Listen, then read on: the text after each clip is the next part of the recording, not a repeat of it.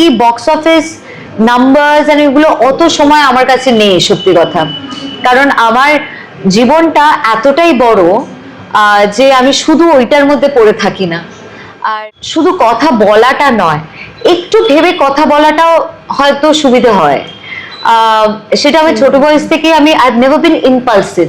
কেউ খোঁচালে যে আমি ভীষণ একটা রেগে গিয়ে একটা রিয়াক্ট করবো, আমি সেটা কখনো করিনি। আশা করবো সেখানে সম্মান হোক, পারিশ্রমিক হোক, গুরুত্ব হোক, অভিনেতা এবং অভিনেত্রীর কতটা সম্মান হয়েছে, মানে তুমি এত বছরের তোমার অভিজ্ঞতা, সেখান থেকে আমি জিজ্ঞাসা করবো। সমাজটা অনেকটা বড়, সেখানে কোথাও কম কোথাও বেশি, কিন্তু এইটুকু ইন্ডাস্ট্রি, সেখানটা যদি তুমি বলো।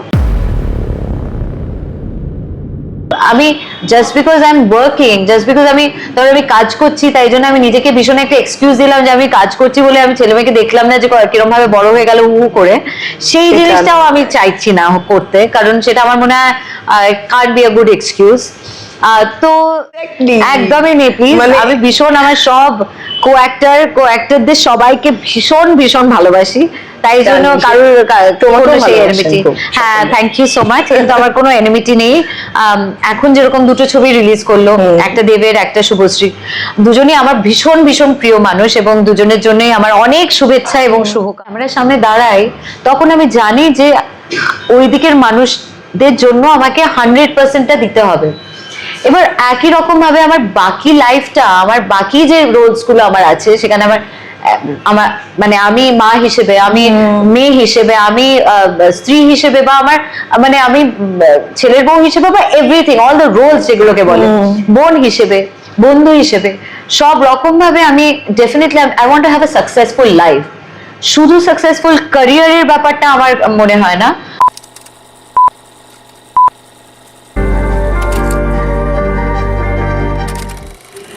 সদা হাস্যময়ী মুখ এবং মিষ্টি ব্যবহার, টলিউড হোক বা সাধারণ মানুষের কাছে তিনি এইভাবেই পরিচিত।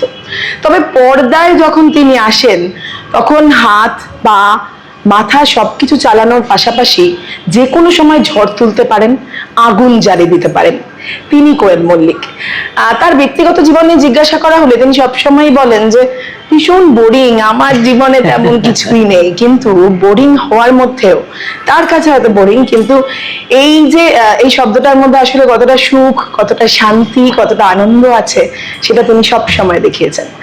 কোয়েল দি আমাদের সঙ্গে আছেন এবং মিতিন একটি খুনির সন্ধানে এই ছবি নিয়ে আজকে আমরা কথা বলছি। ইতিমধ্যেই মুক্তি পেয়ে গেছে, দর্শকেরা খুব ভালোবাসা দিচ্ছেন অ্যাজ ইউজুয়াল, যেমন ভাবে মিতিন মাসিকে ভালোবাসেন। অ্যাবসলিউটলি অর্পিতা, কারণ ভগবানের অনেক আশীর্বাদ যে অনেক অনেক মানুষের অনেক অনেক ভালোবাসা পাচ্ছি। মিতিন একটি খুনির সন্ধানে রিলিজ করে গেছে এবং প্রথম দিন ঠিক যেভাবে আমার সিনেমা ইন্ডাস্ট্রিতে প্রথম দিন যখন আমার ছবি রিলিজ করেছিল, পেটের মধ্যে যেরকম অনেকগুলো বাটারফ্লাইজ ফ্ল্যাটার করেছিল, একই রকম ভাবে সেই নার্ভাসনেস, সেই অ্যাংজাইটিটা এখনো কাজ করে একটা ছবি মুক্তি পাওয়ার ক্ষেত্রে।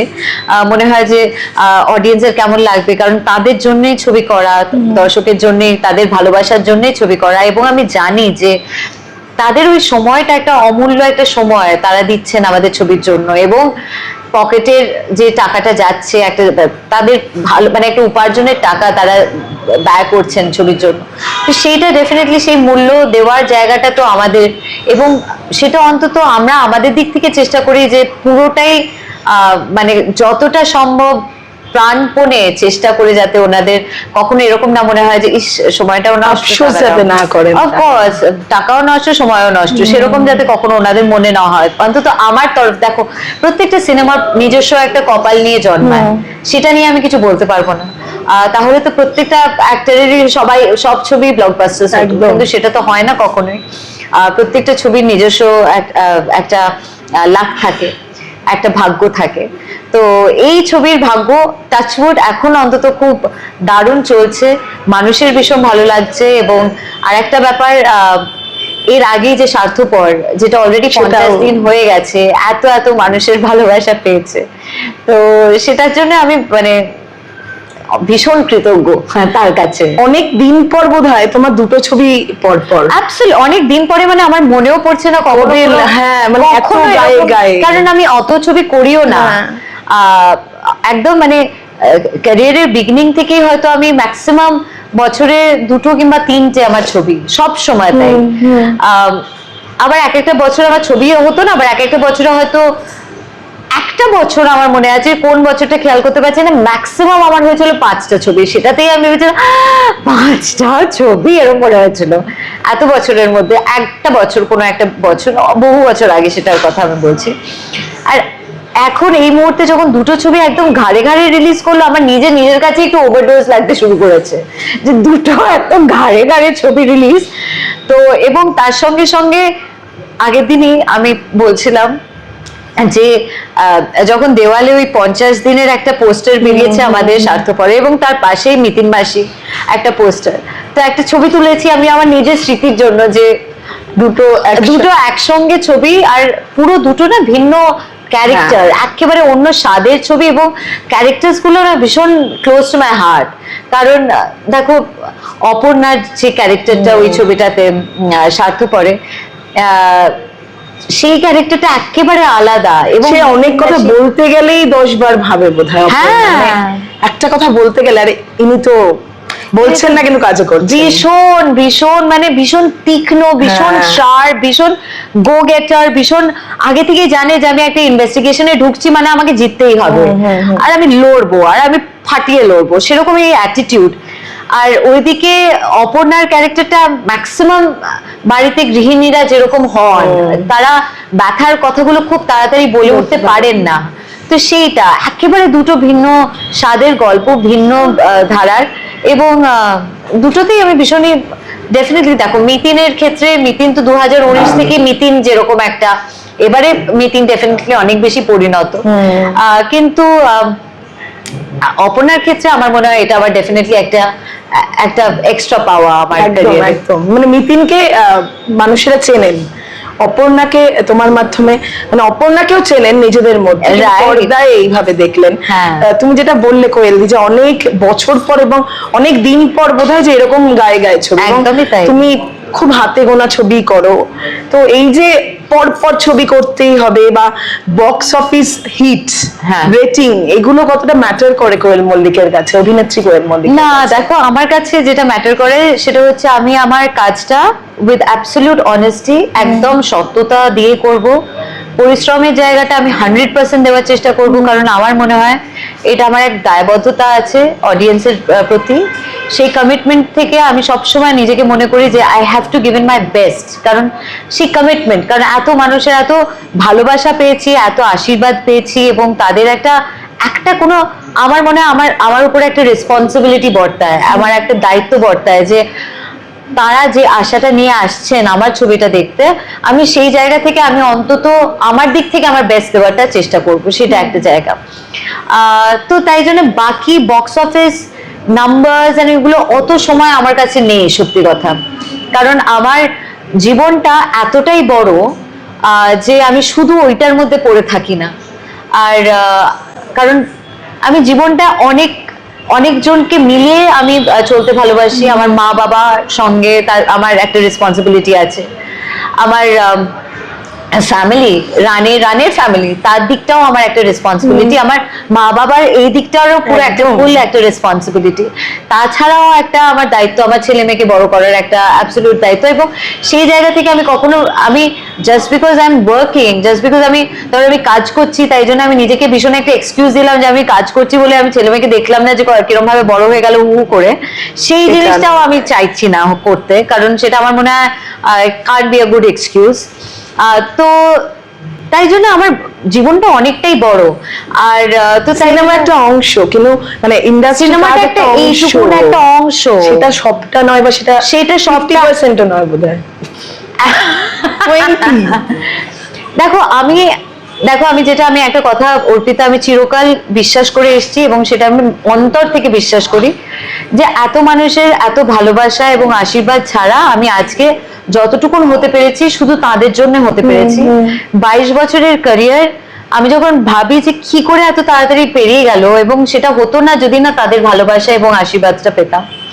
তো সেই জায়গা থেকে আমার না একটা 100% কমিটমেন্ট আছে। আমি যখন ক্যামেরার সামনে দাঁড়াই তখন আমি জানি যে ওই দিকের মানুষদের জন্য আমাকে 100%টা দিতে হবে, এবার একই রকম ভাবে আমার বাকি লাইফটা, আমার বাকি যে রোলস গুলো আমার আছে সেখানে আমার মানে আমি মা হিসেবে, আমি মেয়ে হিসেবে, আমি স্ত্রী হিসেবে, বা আমার মানে আমি ছেলের বউ হিসেবে, বা এভরিথিং, অল দ্য রোলস যেগুলোকে বলে, বোন হিসেবে, বন্ধু হিসেবে, সব রকম ভাবে আমি definitely I want to have a successful life.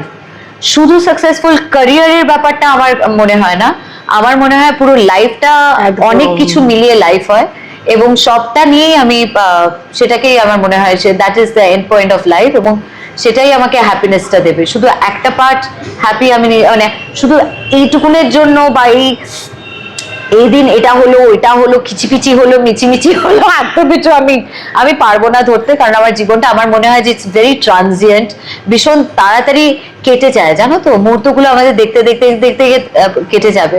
এবং আমার মনে হয়েছিল যে উইজডমটা আমার কোভিড এর সময় হয়েছিল, কারণ চোখের সামনে এত ব্যথা, এত দুঃখ, এত কষ্ট, maximum number of divorce, maximum number of alcoholic problems, maximum number of drugs, maximum number of মৃত্যু, সব জিনিসটা আমরা এই কোভিড এর সময়টা না দেখে এসেছি, সবাই দেখে এসেছে।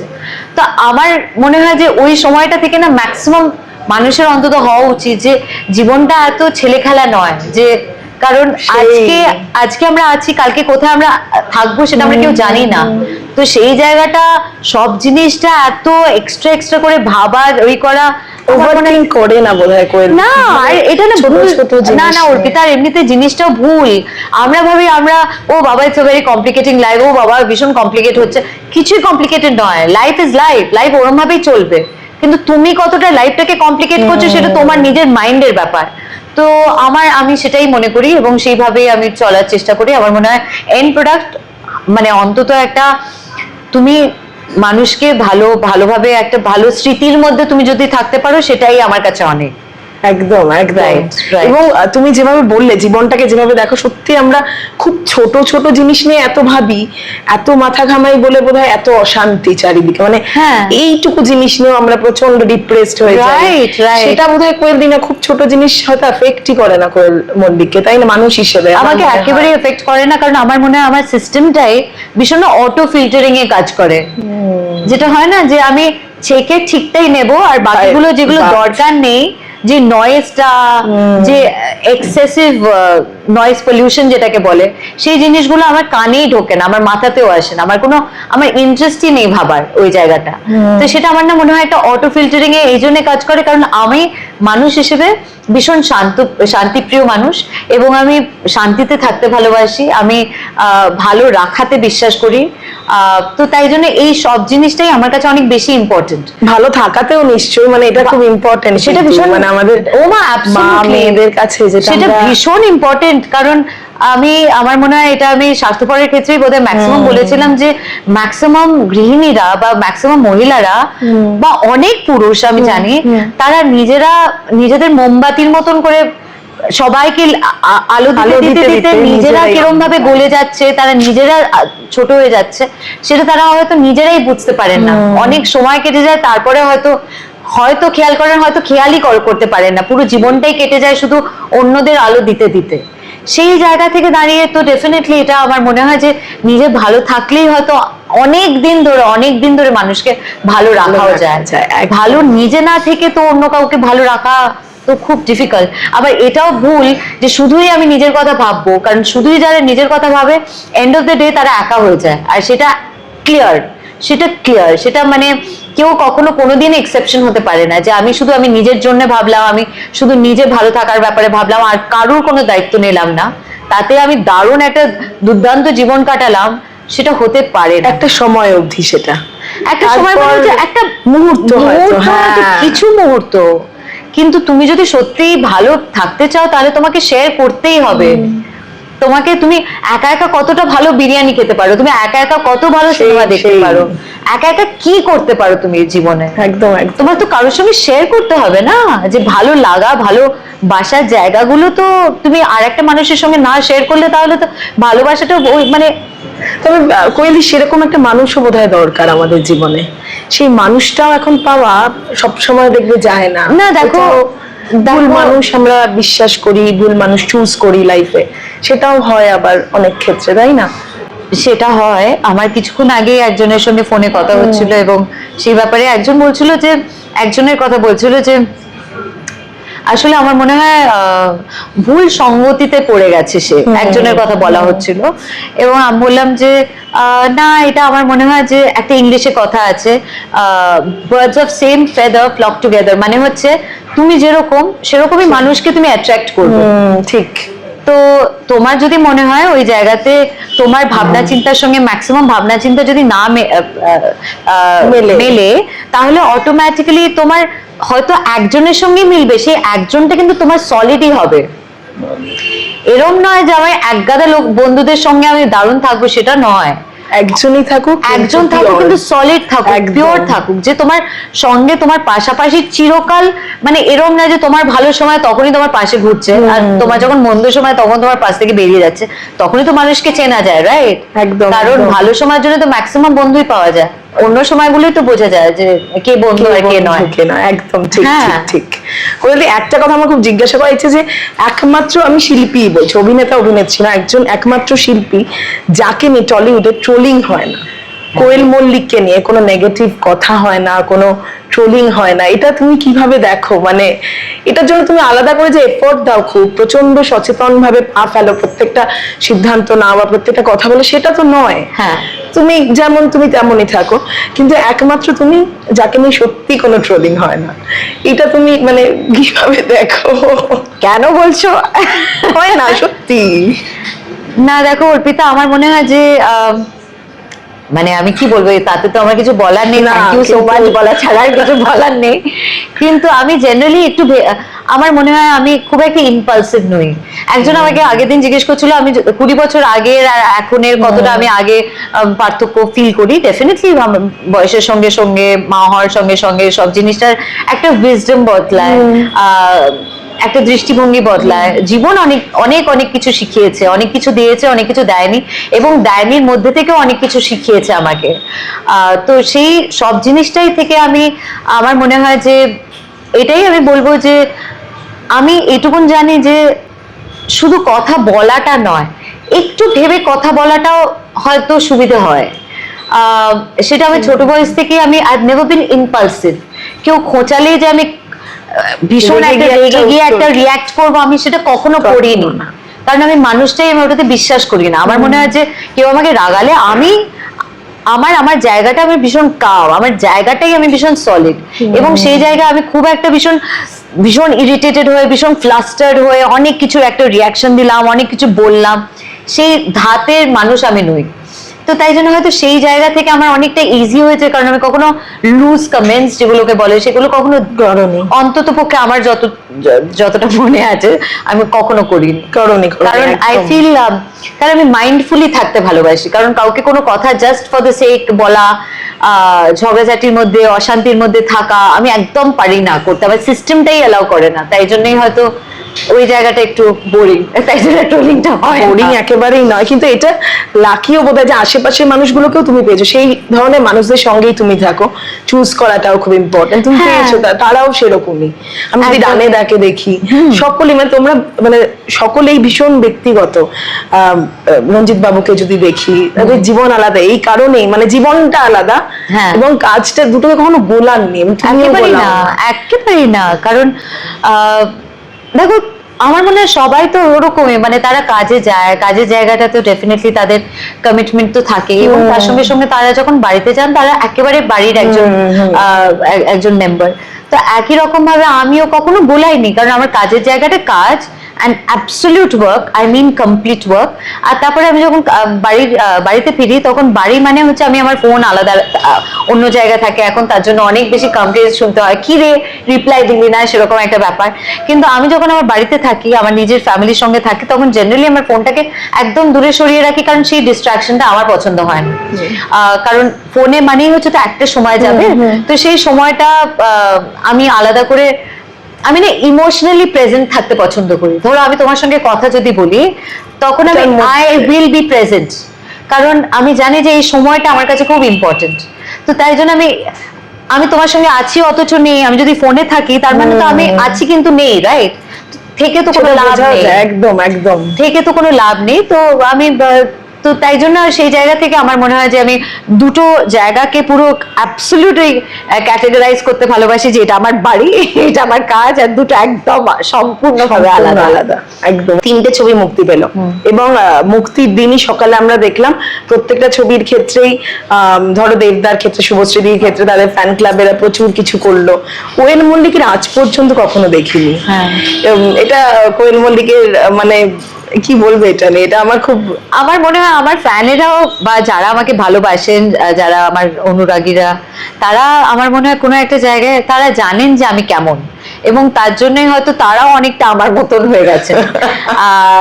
তো সেখান থেকে আমার মনে হয় যে সেটা তো ভালোই, কারণ আমি যেরকম আমার বেশি হাল্লাহু আমি ব্যক্তিগতভাবে আমি করতে পারি না, একই রকম ভাবে আমার মনে হয় যারা আমাকে পছন্দ করেন বা যারা কোনো রকম ভাবে হয়তো তারা ভালোবাসেন, তারা আমাকে আশীর্বাদ করছেন, তাদের প্রার্থনার মধ্যে রেখেছেন আমাকে, তারাও ওরকমই যেরকম আমি। একদম। কোয়েলদি, শেষ করবার বেশি সময় নেব না, কিন্তু এই ছবিটা, এবং আমি একটা জায়গায় দেখছিলাম তুমি বলছিলে যে মহিলা গোয়েন্দা, এটা নিয়ে তোমার প্রশ্ন করা হয়েছিল। এই যে মহিলা আলাদা করে, তারা এখন অনেকটাই বদলেছে, নারী পুরুষ সমান সমান অধিকার সব ক্ষেত্রে, কিন্তু আমি ইন্ডাস্ট্রি ক্ষেত্রে জিজ্ঞাসা করব, সেখানে সম্মান হোক, পারিশ্রমিক হোক, গুরুত্ব হোক, অভিনেতা এবং অভিনেত্রীর কতটা সমান হয়েছে? মানে তুমি এত বছরের তোমার অভিজ্ঞতা, সেখান থেকে আমি জিজ্ঞাসা করবো। সমাজটা অনেকটা বড়, সেখানে কোথাও কম কোথাও বেশি, কিন্তু এইটুকু ইন্ডাস্ট্রি, সেখানটা যদি তুমি বলো।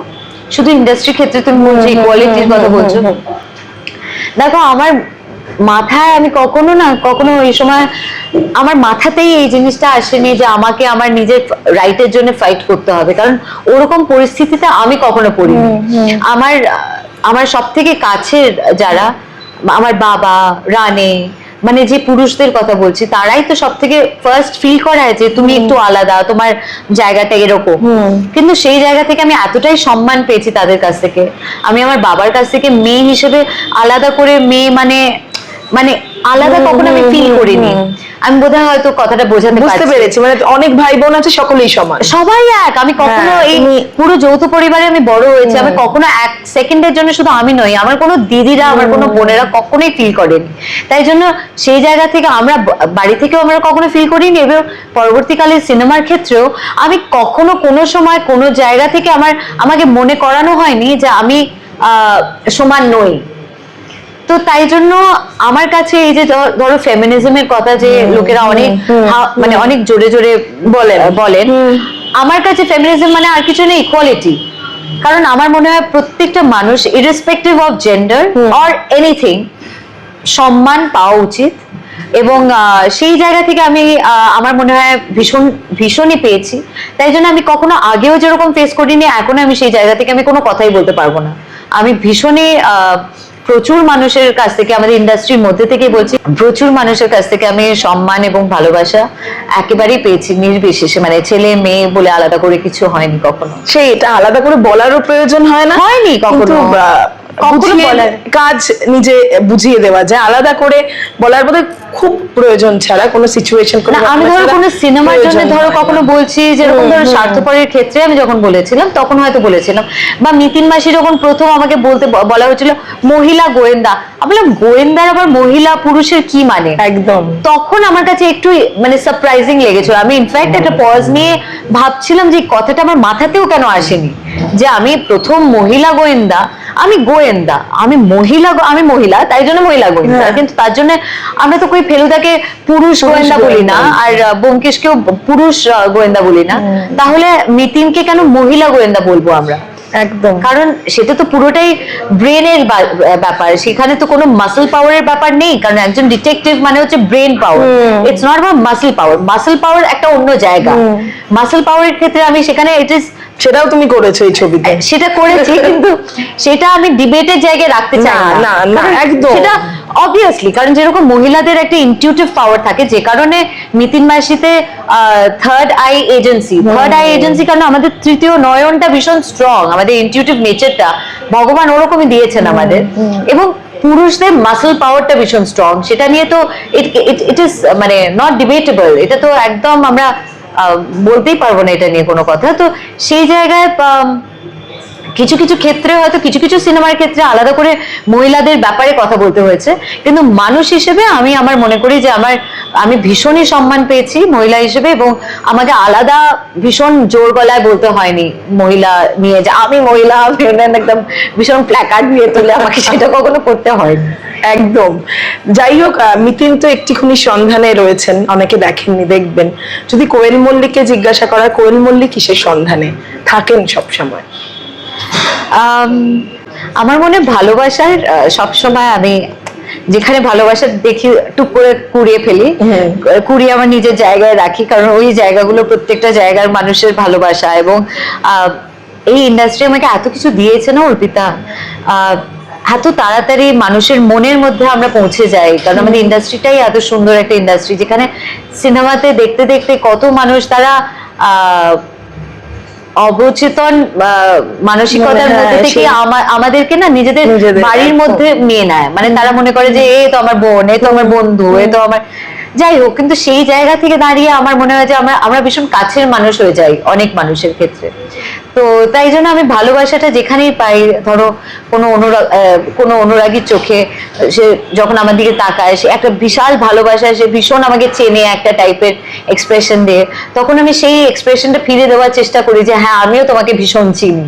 তো তো সেই আমার মনে হয় যে সেই ব্যাপারটা আমার ডেফিনেটলি সেই সন্ধানেই থাকি আমি, ভালোবাসা, শান্তি। এবং আমি প্রার্থনা করি, আমার মন থেকে প্রার্থনা সবসময় থাকে যে যেন সবাই নিজেদের জায়গায় ভালো থাকে। এবং একটা কথা সবসময় রিপিট করতেই থাকি, কারণ আমার মনে হয় সেটাও করাটা ভীষণ প্রয়োজন, এবং মনে করানোটা প্রয়োজন যে নিজেরাও ভালো থাকবেন এবং অপরকেও ভালো রাখার চেষ্টা করবেন। সেটাও আমার মনে হয় প্রত্যেকটা মানুষের দায়িত্বের মধ্যে পড়ে। একদম একদম। শেষ করব কোয়েলদি, কিন্তু শেষে এই যে ভালোবাসার কথা বলে কিছুদিন আগে খুব মজার মানে হয়তো তোমারই মজা লেগেছে, হয়তো দেখেওছো সোশ্যাল মিডিয়ায়, তোমার শুভশ্রীদির মধ্যে নানান অকারণ ঝামেলা কেন তাদের ফ্যানেরা করছে, মানে তোমাদের অনুরাগীরা আর কি করছেন, এবং সেটা নিয়ে অনেকে ভেবে পেলেন যে অভিনেতা অভিনেত্রীদের মধ্যেও আছে। একদমই নেই সেটা, মানে এক্স্যাক্টলি একদমই নেই। মানে আমি ভীষণ আমার সব কো অ্যাক্টরদের সবাইকে ভীষণ ভীষণ ভালোবাসি, তাই জন্য কারোর হ্যাঁ থ্যাংক ইউ সো মাচ, কিন্তু আমার কোনো এনিমিটি নেই।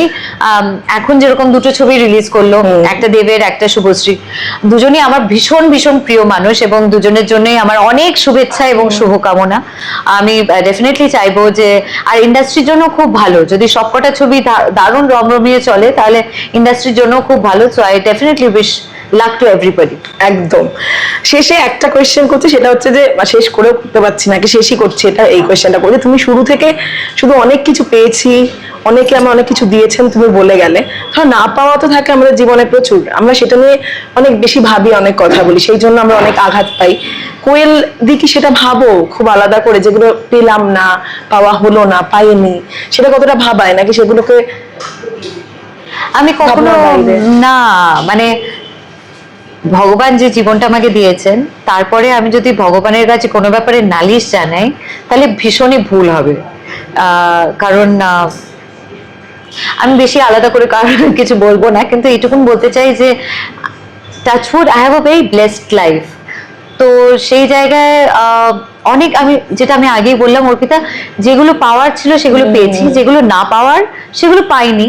আর সেটা না পাওয়া থেকেও তো একটা আমার মনে হয় সে একটা গ্র্যাটিটিউডও আসে যে সবটাই পেয়ে গেলে তো তাহলে জীবনের আর আলাদা করে পেলে নষ্ট জীবন। হ্যাঁ অনুপম, শুনলে তুমি? একদম, সব পেলে নষ্ট জীবন, তাই সব পাওয়ার দরকার, কিন্তু যা পেয়েছো তুমি তাতেই খুশি। এবং না পাওয়া গুলো থেকে আমরা যেমন শিক্ষা নিই, সেই শিক্ষাটা বোধহয় কোয়েল দিও নিয়েছো, প্রত্যেকেই আমরা যেমন নিই, এটাই একেবারেই তাই। কারণ সেটাই তো আমার জীবনটা ভীষণই সুন্দর, এবং আমার দিক থেকে আমি ঠিক যেভাবে আমি চেয়েছিলাম আমার জীবনটা হয়ে উঠুক ওরম ভাবেই আছে, এবং অনেক মানুষের ভালোবাসা আশীর্বাদ পেয়েছি, আর এর থেকে বড়, এর থেকে বেশি তো কিছু কখনো চাইনি।